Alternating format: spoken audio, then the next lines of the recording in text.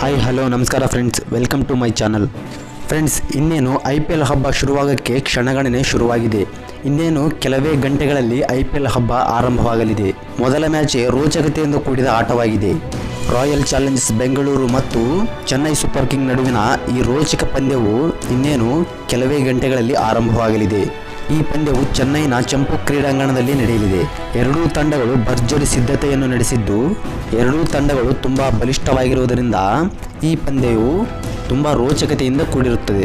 ಹಾಗಾದರೆ RCB ಮತ್ತು CSK ಎರಡೂ ತಂಡಗಳಲ್ಲಿ ಯಾವ ತಂಡ ಬಲಿಷ್ಠವಾಗಿ ಕಾಣುತ್ತಿದೆ ಮತ್ತು ಯಾವ ತಂಡ ಮೊದಲ ಮ್ಯಾಚ್ ಗೆಲ್ಲುವ ಸಾಧ್ಯತೆ ಇದೆ ಅನ್ನುವುದನ್ನು ಈ ವಿಡಿಯೋದಲ್ಲಿ ತಿಳಿದುಕೊಳ್ಳೋಣ. ಚಾನಲ್ಗೆ ಇನ್ನೂ ಯಾರು ಸಬ್ಸ್ಕ್ರೈಬ್ ಆಗಿಲ್ವೋ ಸಬ್ಸ್ಕ್ರೈಬ್ ಆಗಿ ಮತ್ತು ವಿಡಿಯೋನ ಕೊನೆವರೆಗೂ ನೋಡಿ. ವೀಕ್ಷಕರೇ, ನಿಮಗೆ ಈಗಾಗಲೇ ತಿಳಿದಿರುವ ಹಾಗೆ RCB ಮತ್ತು CSK ಪಂದ್ಯವು ಅತ್ಯಂತ ರೋಚಕತೆಯಿಂದ ಕೂಡಿರುತ್ತದೆ. RCB ಮತ್ತು CSKಯ ಪಂದ್ಯ ನೋಡಲು ಎಷ್ಟೋ ಜನ ಕಾತುರದಿಂದ ಕಾಯುತ್ತಿರುತ್ತಾರೆ. ಯಾಕಂದರೆ ಈ ಎರಡೂ ತಂಡಗಳಿಗೆ ಸಪರೇಟ್ ಫ್ಯಾನ್ ಬೇಸೇ ಇದೆ. ಆದ್ದರಿಂದ ಈ ಪಂದ್ಯವು ತುಂಬ ರೋಮಾಂಚನವಾಗಿರುತ್ತದೆ. ಚೆನ್ನೈನ ಚಂಪು ಕ್ರೀಡಾಂಗಣದಲ್ಲಿ ಈ ಮಹತ್ವದ ಪಂದ್ಯವನ್ನು ಆಯೋಜಿಸಲಾಗಿದೆ. ಎರಡೂ ಟೀಮ್ನ ಪ್ಲೇಯಿಂಗ್ ಲೆವೆಲ್ ನೋಡುವುದಾದರೆ RCB ಪರ ಆರಂಭಿಕರಾಗಿ ವಿರಾಟ್ ಕೊಹ್ಲಿ ಮತ್ತು ಫ್ಯಾಫ್ ಡು ಪ್ಲೆಸಿಸ್ ಅವರು ಮೊದಲು ಕಣಕ್ಕಿಳಿಯಲಿದ್ದಾರೆ.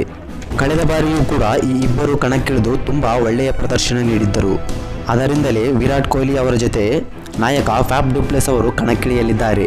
ನಂತರ CSKಯಿಂದ ಆರಂಭಿಕರಾಗಿ ಋತುರಾಜ್ ಗಾಯಕ್ವಾಡ್ ಅವರ ಜೊತೆ ಸಚಿನ್ ರವೀಂದ್ರ ಅವರು ಕಣಕ್ಕಿಳಿಯಲಿದ್ದಾರೆ. ಕಳೆದ ಬಾರಿ ಋತುರಾಜ್ ಗಾಯಕ್ವಾಡ್ ಅವರ ಜೊತೆ ಡೇವನ್ ಕೊಲ್ಮಿ ಅವರು ಕಣಕ್ಕಿಳಿದು ತುಂಬ ಒಳ್ಳೆಯ ಪ್ರದರ್ಶನ ನೀಡಿದ್ದರು. ಆದರೆ ಅವರು ಇಂಜುರಿ ಸಮಸ್ಯೆಯಿಂದ ಅವರ ಬದಲಿಗೆ ಸಚಿನ್ ರವೀಂದ್ರ ಅವರು ಕಣಕ್ಕಿಳಿಯಲಿದ್ದಾರೆ. ಸಚಿನ್ ರವೀಂದ್ರ ಅವರಿಗೆ ಇದು ಡೆಬ್ಯೂ ಪಂದ್ಯವಾಗಿದ್ದು, ಇಲ್ಲಿ ಉತ್ತಮ ಪ್ರದರ್ಶನ ನೀಡಿದರೆ ಮುಂದೆ ಒಳ್ಳೆಯ ಅವಕಾಶ ಸಿಗುವ ಸಾಧ್ಯತೆಗಳಿದೆ.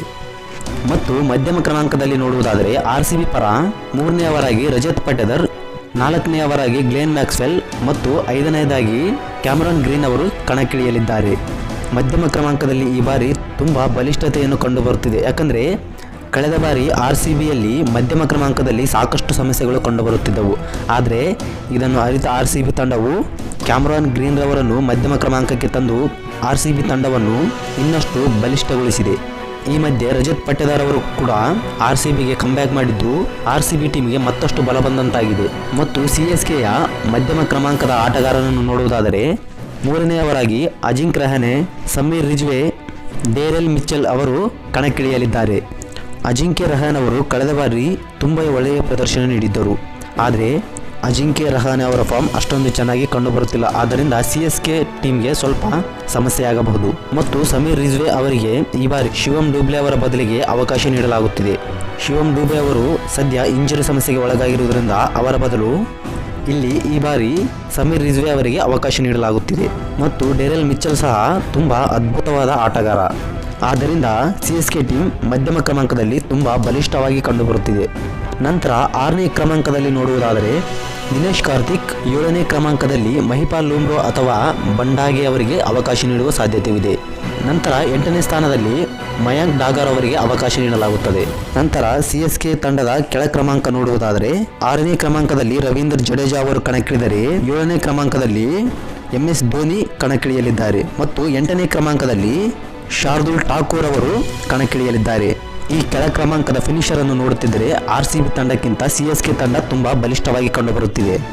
ಆದರೆ ಸದ್ಯದಲ್ಲಿ ಮಹೇಂದ್ರ ಸಿಂಗ್ ಧೋನಿ ಅವರು ಯಾವುದೇ ಕ್ರಿಕೆಟನ್ನು ಆಡುತ್ತಿಲ್ಲದಿರುವುದರಿಂದ MS ಧೋನಿ ಅವರ ಪರ್ಫಾರ್ಮೆನ್ಸ್ ಕೂಡ CSKಗೆ ತುಂಬ ಇಂಪಾರ್ಟೆಂಟ್ ಆಗುತ್ತೆ.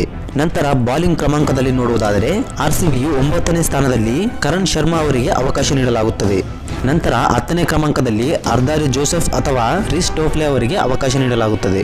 ನಂತರ 11ನೇ ಕ್ರಮಾಂಕದಲ್ಲಿ RCBಯು ಮೊಹಮ್ಮದ್ ಸಿರಾಜ್ಗೆ ಅವಕಾಶ ನೀಡಲಾಗುತ್ತದೆ.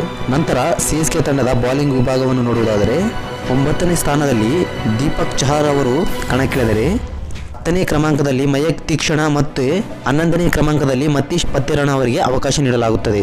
ಮತೀಶ್ ಪತ್ತೆರಣ ಅವರು ಕಳೆದ ಬಾರಿ ತುಂಬ ಒಳ್ಳೆಯ ಪ್ರದರ್ಶನ ನೀಡಿದ್ದರು. ಮತ್ತು ದೀಪಕ್ ಚಹಲ್ ಅವರು ಕೂಡ ಒಂದು ಒಳ್ಳೆ ಆಲ್ರೌಂಡರ್ ಆಗಿರುವುದರಿಂದ ಇಲ್ಲಿ CSKಗೆ ಒಂದು ಪ್ಲಸ್ ಪಾಯಿಂಟ್ ಆಗಿ ಕಾಣುತ್ತದೆ. ವೀಕ್ಷಕರೇ, ಇದು RCB ಮತ್ತು CSKಯ ಎರಡೂ ತಂಡಗಳ ಪ್ಲೇಯಿಂಗ್ 11 ಕಂಪ್ಯಾರಿಸನ್ ಆಗಿತ್ತು.